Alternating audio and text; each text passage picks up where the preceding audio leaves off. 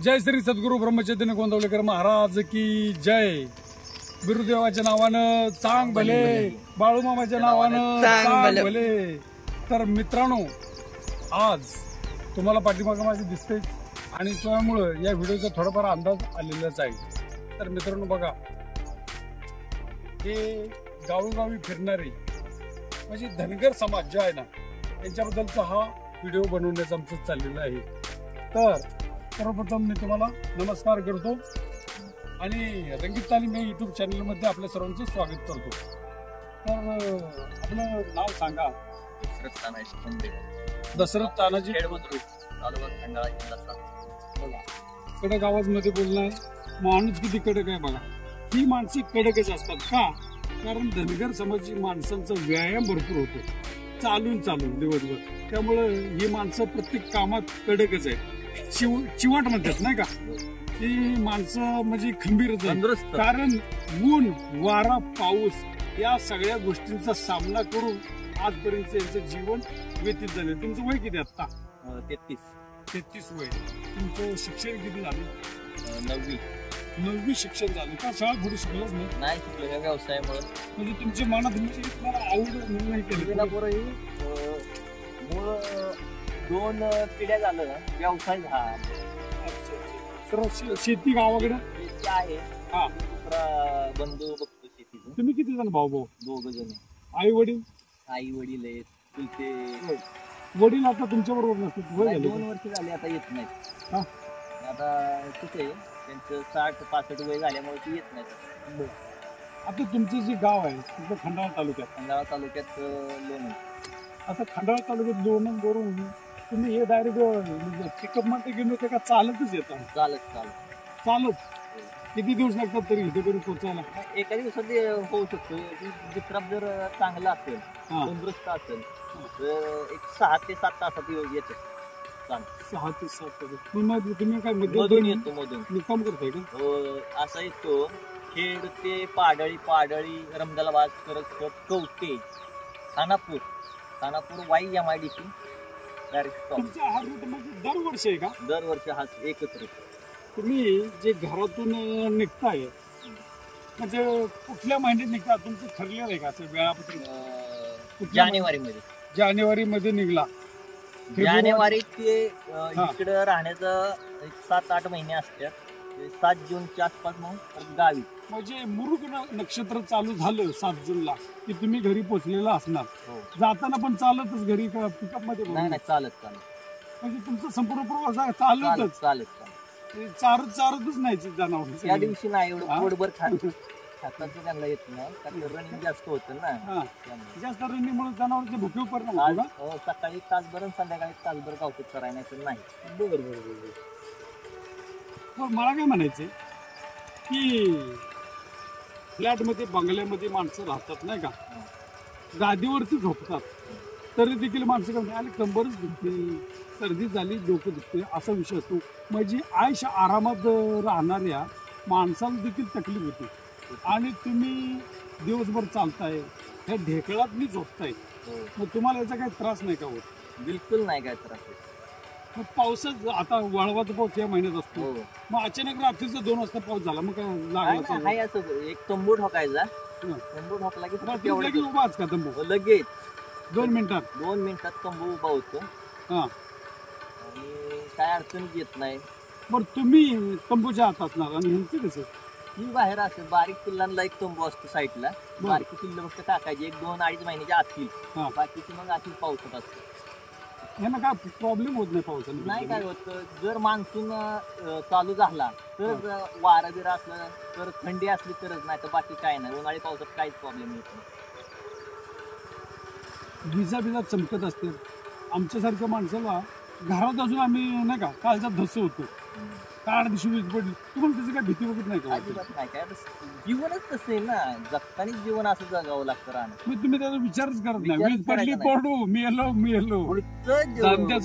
म्हणजे देशाच्या बॉर्डरवर फौजी कसा असतो बघा, आपल्या देशाचं संरक्षण करण्यासाठी फौजी जीवाची बाजी लावतात, आहे का नाही? फॅमिली गावाकडे ठेवून हा माणूस देशाच्या रक्षणासाठी तिथे उभा असतो आणि त्याला जीवाची पर्वा नसते। तशाच प्रकारचं यांचं काम आहे. वीज अंगावर पडली काय, कुठं काय म्हणजे रात्रीचे साप वगैरे कसलंही विंचू संकट आलं आहे. ना, तिथून हालता या येत नाही. सगळ्या गोष्टींना सामोरे जातात. त्याची कशाची पर्वा करत नाहीत. मी लोक आहे, जगलो काय, हा व्यवसाय करायचा आहे. आणि तो त्यांची तिसरी पिढी. हो, मेंढपाळ आजोबांनी व्यवसाय वडिलांनी असा केला. आहे, हा बोला बोला. मेंढपाळ व्यवसाय असा आहे की ऊन वारा पाऊस हा, सर्वाला सामोरे जावंच लागतं. तुम्हाला किती मुलं?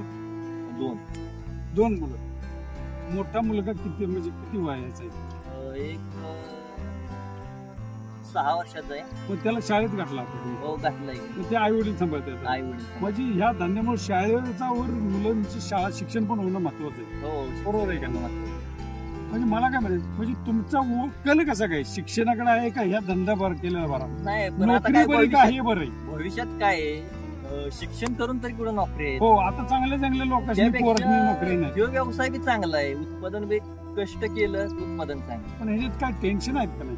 टेन्शन आहे की धंदा कुठलाही धंदा केला तर रिस्क शिवाय धंदा नाही.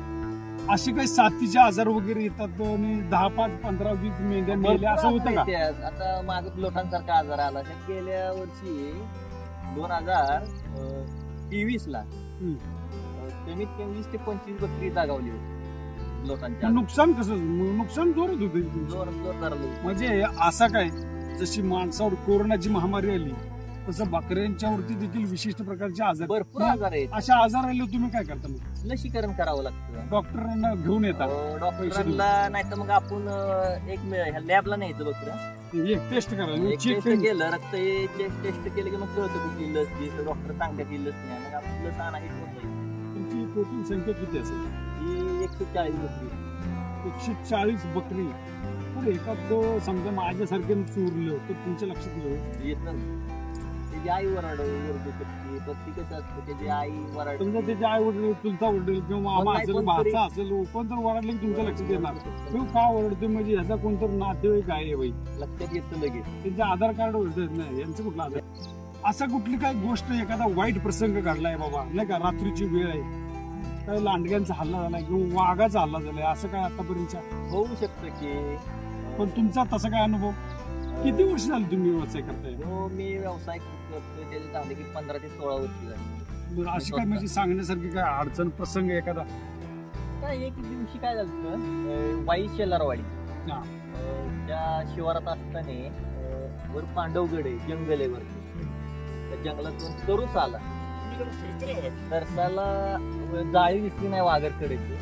आलं असं वाघरत अडकलं. बकरी भेली, बकरी एका साईडून बाहेर गेली. तरुस गुंतल्या गेला. तर रात्री काहीच करता आलं नाही. तर कुत्र्यांनी, आमची कुत्री पाठीमागे लागून कुत्री काय जवळ गेली नाहीत त्याच्या. मग आम्ही वडील दोघं होतो. त्याला त्या वाघरातनी कसा तर काढला, तर जवळ येऊन काय तरुस देत नव्हता. मग त्या गुचलेला वाघरातून काढला बाहेर, तो पळायला गेला. अशा अडचणी भरपूर असतात. कुत्रे किती आहेत तुमच्याकडे आता? कुत्री 2 आहेत. बर. कुत्री लागतात. आता ह्या कामाला तुम्हाला माणसांची मदत लागत असतील. लागते की. किती माणसं लागतात तरी कमीत हाकायला? शाला 2 माणसांची गरज आहे. बर. आतापर्यंत म्हणजे संख्या कमी आहे म्हणून का? हा, संख्या कमी. एक 150 बकऱ्यापर्यंत आहेत ना, 2 माणसं 2 योग्य आहेत. आता तुमच्यावर 2 माणसं आहेत. 2 माणसं आहेत. होय. ते आता कसं, एक गावी बिवी गेलं कोण ते जरा दाखवा. ऍडजस्ट करावं लागतं. बर.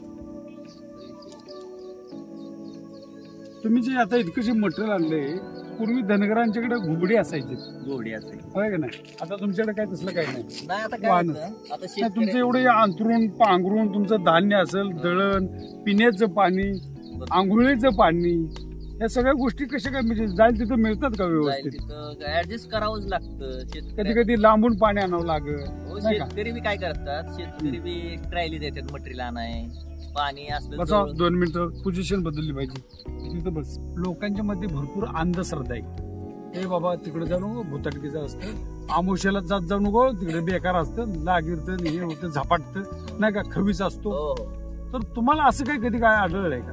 गवत नाही. कारण या 15-16 वर्ष झाली तुम्ही रात्र दिवस तुम्ही राहणार आहे, कुठं कुठं असाल, स्मशानभूमीत कसे असाल, नाहीतर कुठेही असाल, तुम्हाला त्याचं काही देणं घेणंच नाही त्या गोष्टीचं. जागा कशी असू द्या, नाही कसं पण असू द्या, यासाठी एक ही बकरी येत ना, बकऱ्यांच्या इचुकटा कुठलं साप येत नाही, भूत येत नाही, कुठलं कशामुळे येत नाही, एक घोंगडी असते बकऱ्यापासून बनवली. बर. त्या घोंगडी जे नाही ना, कवच कुठे जावा तुम्ही, की मशानभूमीत जरी झोपला ना जाऊन तरी भूत लागणार नाही. असं आहे? जर असं असं ते घोंगडीची एवढी ताकद आहे ते? घोंगडीची एवढी ताकद आहे. मी ऐकलं होतं घोंगड जर अंगावर घेऊन झोपलं तर पाणी देखील आत येत नाही म्हणून. पाणी बी येत नाही. पावसाचं बिलकुल पाणी येत नाही. रात्रभर जर माणूस अंगावर घेऊन झोपला तरी पाणी आत येऊ. काय वैशिष्ट्य असेल नाही? तुम्ही घोंगडी बनवता? आम्ही नाही बनवत, ती बाहेरून लोकर आपली जाते इथून. अच्छा अच्छा. फॅक्टरीच्या लोकरीचे काय पैसे होतात? लोकरी होते. आता तुम्ही जी शेतकऱ्यांच्या रानात बसवता नाही का, त्यापासून म्हणजे शेतकऱ्याचं उत्पन्न बऱ्यापैकी वाढत असेल? वाढतं ना. खत मिळत नाही. आता शेणखत घ्यायचं म्हणलं तर शेणखताची ट्रॅली झाली 6,000 रुपये किंवा 5,000 रुपये. पण तसं ही 5-6 हजाराची बकरी बसवली तर कमीत कमी अर्धा एकर अंतर निघू शकते. आता ही किती दिवस झाले इथं? इथं आलेलो आता काल आल्यात. आता इथं एक 15 दिवसाचं वावर आहे. कमीत कमी 2-2.5 एकर. म्हणजे थोडं पुढे सरकत राहणार का तुम्ही? दररोज एक पलटी मारायची. अच्छा, म्हणजे सगळं रान कव्हर करायचंय तुम्हाला. बघा मित्रांनो, भरपूर मागणी आहे की रानाला या शेतीला नाही का बकरीचं, शेळीचं, मेंढीचं मलमूत्र जे मिळणार आहे त्यातून शेतकऱ्याच्या उत्पन्नात वाढ होणार आहे. आणि त्यामुळे शेतकरी यांना खास आमंत्रित पण करतात आणि काय थोडेफार त्यांना पैसे मिळत असतील. त्याच्यामुळं ही रातभर इथं बकरी बसवतात, असं टप्प्याटप्प्यानं संपूर्ण वावर कव्हर करतात. म्हणजे बघा, त्यांना जतन करण्यासाठी यांनी गाव सोडले, त्यांचं जतन होतंय, त्याबरोबर शेतकऱ्याचं पण जतन होतंय. म्हणजे दुहेरी फायदा आहे. हा व्यवसाय खरं तर लोकांनी करावा असं तुमचं मत काय? हा शेतकरी कुणी करू शकतो का? शेतकरी करू शकतो, पण शेतकऱ्याला फिरवता येणार नाही. बंदिस्त करू शकतो. हा, बंदिस्त शेळी पालन. बंदिस्त बकरी शेळी दोन्ही बी राहू शकतं. बंदिस्त शेळी पालनला सबसिडी वगैरे, कर्ज वगैरे काहीतरी सरकारी मिळतंय स्कीम मधून नाही का, ते तुम्ही करू शकता. मग बंदिस्त जे असतं त्याला चाऱ्याची व्यवस्था करायला पाहिजे. चाऱ्याची व्यवस्था तुम्ही चाऱ्याची व्यवस्था करत नाही. तुम्ही असं नाही का झाड पाला वगैरे कुठे गावल तिथं मग हे सगळं फिरवत असताना एखाद्या शेतकऱ्यांच्या रानात वगैरे घुसणार नाही याची तुम्हाला काळजी करावी लागेल. काळजी घ्यावी लागते. पिकांची काळजी घ्यावी.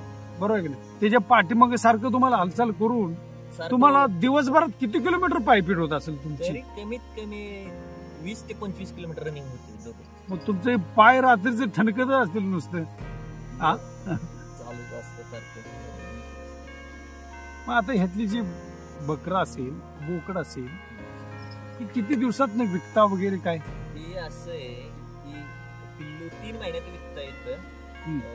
बोकडा असं नाही तर मादी असं नर असं. तर ती कमीत कमी 3 महिन्यानंतर 12 ते 13 किलोचं होऊ शकतं. 3 महिने. पण तुम्ही सर्वसाधारणपणे तुम्हाला काय पैशाची गरज पडली तरच विकताय का तो पण विकतच नाही? ते विकावंच लागतं. त्याच्यामुळे ठेवलं की ज्या माद्या आहेत ना, माद्या तंदुरुस्त राहत नाहीत. त्याचं दुधाची चिकन असल्यामुळे अच्छा ते विकावेच लागतात. जेवढ्या आपल्याला ठेवायच्यात माद्या तेवढ्या ठेवू शकतो आपण. 10-20 दरवर्षी वार्षिक तेवढ्या म्हातारी बकरी कमी करू, तेवढं नवीन ठेवायचं. आता उन्हाळ्याचे दिवस आहेत, पाऊसमान अजून व्यवस्थित नाही, पिण्याच्या पाण्याची टंचाई असते. मग आपलं एक भागल हो थोडंसं एक कॅन आणलं म्हणजे 5-10 लिटरचं.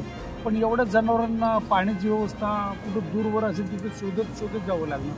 हो, तसं काय होतं ज्या त्या भागात जायला. तर वाईला गेलं नदी, इकडं ग्रामीण भागात आलं शेलारवाडी साईडला मोटर चालू करायची, लाईट असते, लोड. म्हणजे तुमचं हे रुटीन रेग्युलर असल्यामुळे तुम्हाला माहिती आहे पाणी कुठं भेटणार आहे का नाही. त्यामुळे तुम्ही बरोबर त्या ठिकाणी जाऊन त्यांची व्यवस्था करणार आहे.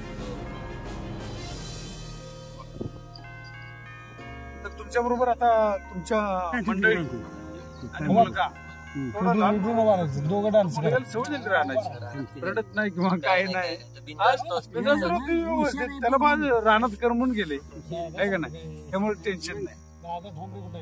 मग डायरेक्ट तुम्ही जेवण वगैरे किती वाजता कसं स्वयंपाकाचं? सकाळी 6:30 उठतो आम्ही. आंघोळी नाश्ता वगैरे सगळं 10:30 जेवण असतं. बरं. पुढं सकाळी 10:30 जेवलं की दुपारी काही नेत नाही जेवण. शाकाहारीच आता बाहेर आहे म्हणलं सगळं काय चालतं, शाकाहारी मांसाहारी त्याचा काय विषय नाही.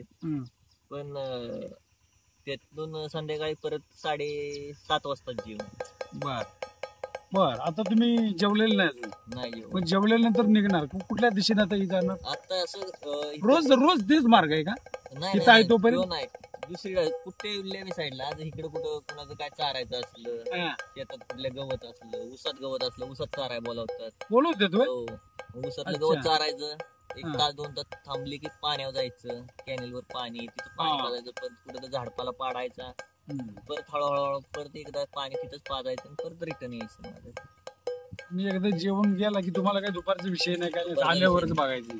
त्या पाणी गावत नाही ना दुपारचं, पाणी असतं नसतं. रात्रीची झोप चांगली लागत असेल फिरून फिरून झोप एकदम बिंद असतं आणि हवेशीर. कुठली मच्छर गोळी खाली चावायची नाही, भानगडच झोपेसाठी नाही. काय नाही, रानात मच्छर नाहीत आहे ना? एकदम हवेशीर. हवेशीर चांगली गोष्ट आहे. आपण दिल खुलास बोललात आणि आमच्या विनंतीला मान दिलात त्याबद्दल हा छोटासा व्हिडिओ मित्रांनो बनवलेला आहे. बघा कसा वाटतोय. व्हिडिओ आवडल्यास एकदा कमेंट करा, लाईक करा, शेअर करा. धन्यवाद. आणि आपण जो काही टायमिंग दिलं त्याबद्दल आभारी आहे.